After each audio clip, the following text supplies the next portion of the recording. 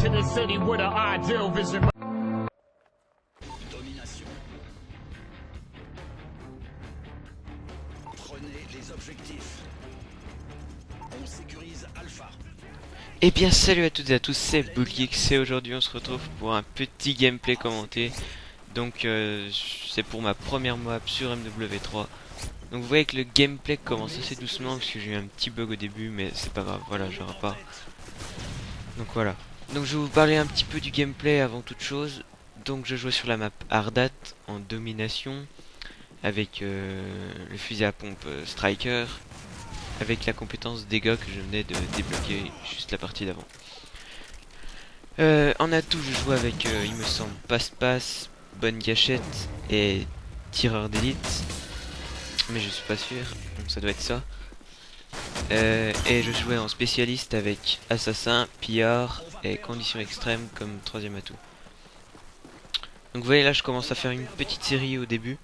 Et vous allez voir qu'elle va être vite arrêtée par un gars au space 12.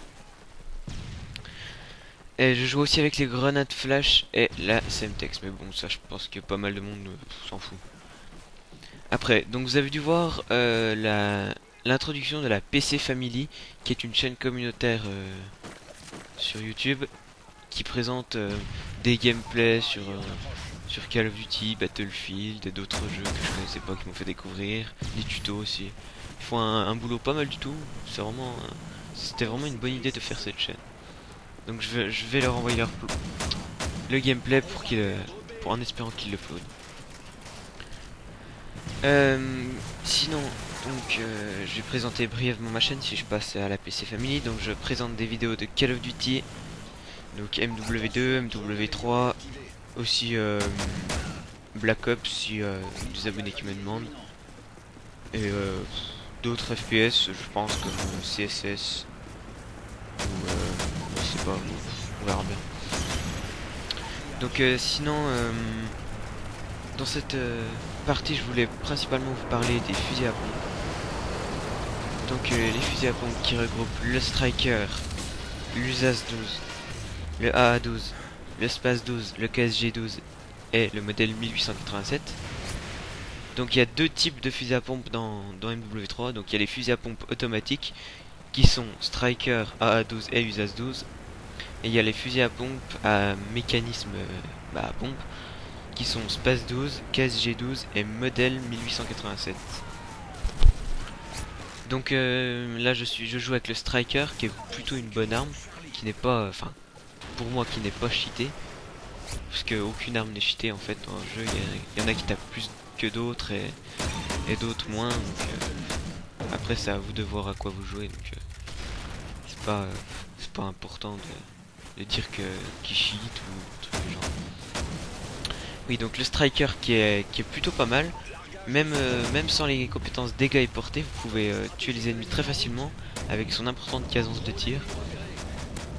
Donc voilà. Après, dès que vous débloquez portée, c'est de la pure bombe. Mais après, encore, quand vous débloquez dégâts, mais là c'est complètement une boucherie cette arme. En plus que vous mettez chargeur de grande capacité, bon alors là, c'est bon quoi. Vous pouvez tout défoncer. Après on a l'USAS 12, donc qui est pour moi le meilleur fusil à pompe de ce Modern Warfare 3, avec une cadence de tir raisonnable et qui fait des dégâts aussi pas mal du tout, même sans les compétences dégâts ou portée. Il tape franchement beaucoup. Donc je vous invite à l'essayer si vous n'avez pas encore essayé. Sinon après on a le AA12, donc j'ai pas essayé très longtemps cette arme. J'ai dû l'essayer quoi, un prestige même pas. J'ai dû le monter niveau 20 par là, mais j'ai pas débloqué portée ni dégâts. Mais sans portée ni dégâts, c'est pas super parce que déjà il y a aucune portée. Mais la cadence de tir est vraiment pas mal. Donc bon, une arme qu'il faut monter pour qu'elle tape beaucoup plus. Après viennent les fusils à pompe comme ça. Donc on a le Space 12, donc j'ai testé le Space 12 en tout premier dans ce Modern Warfare 3. Et je me suis rendu compte qu'il était vraiment médiocre à comparer à un Modern Warfare 2 qui était vraiment peut dire pas cheaté, mais il tapait vraiment beaucoup sur Modern Warfare 2. Donc l'espace 12 sur Modern Warfare 3 est pas super, d'autant plus que vous faites beaucoup d'hit marqueurs. Mais il y en a qui disent que si vous mettez en plus la compétence, enfin la poignée sur l'espace 12, vous faites encore plus de hit marqueurs. Donc, je sais pas si c'est vrai, faudrait tester, mais j'ai jamais mis la poignée, donc je ne peux pas vous dire. Donc sinon, si quand j'ai débloqué portée sur le space 12, pardon, je faisais encore plus de hit marqueurs qu'à la normale.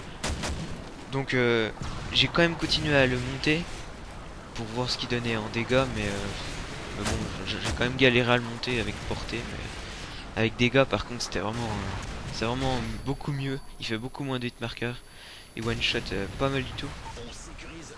Et donc voilà. Donc le KSG-12 après, cette arme a été rajoutée sur Modern Warfare 3 qui n'était pas sur Modern Warfare 2. Donc je l'ai essayé, je l'ai aussi essayé celui-là, je l'ai eu en or. Il m'a paru vraiment pas mal. D'ailleurs j'ai failli faire une Moab avec. Et sans la compétence dégâts, il tape beaucoup plus que les autres fusils à pompe, je trouve. Étant donné que c'est le fusil à pompe qui a le plus de dégâts, il me semble. Il est vraiment pas mal. Avec portée et dégâts c'est encore mieux parce que portée c'est vraiment énorme, mais dégâts c'est pareil. Au passage je débloque ma Moab. Et donc après il nous reste le modèle 1887 qui était dans Modern Warfare 2 aussi. Et qui est le fusil à pompe avec le plus de portée. Et par contre avec le moins de cadence de tir. Parce qu'il met vraiment longtemps à recharger ce fusil à pompe. Avec portée on dirait un sniper ambulance. C'est vraiment impressionnant. Vous pouvez tuer le mec à 70 mètres. Parce que c'est vraiment pas mal. Avec dégâts aussi il est vraiment pas mal. Il one shot presque à chaque fois. Il fait vraiment pas beaucoup souvent. Il fait pas souvent de hit marker. Donc ce qui est vraiment plutôt pratique pour one-shotter les ennemis. Donc après sur Modern Warfare 2, les fusils à pompe étaient une arme secondaire, tout comme non, pas comme sur Modern Warfare 3 pardon, qui est une arme primaire, donc qui est une arme principale, je veux dire. Donc je trouve qu'ils ont bien fait de mettre les fusils à pompe en arme principale parce que c'était vraiment abusé comme le space 12 au Modern Warfare 2. Vous le one-shotez 50 mètres alors qu'il n'y a même pas les compétences ni rien. Je trouvais que c'était vraiment abusé. Après, il y a pas d'armes cheatées, il y a des armes plus fortes que d'autres. Voilà. Sinon le AA12 dans Modern Warfare 2 était aussi pas mal cheaté. Hein.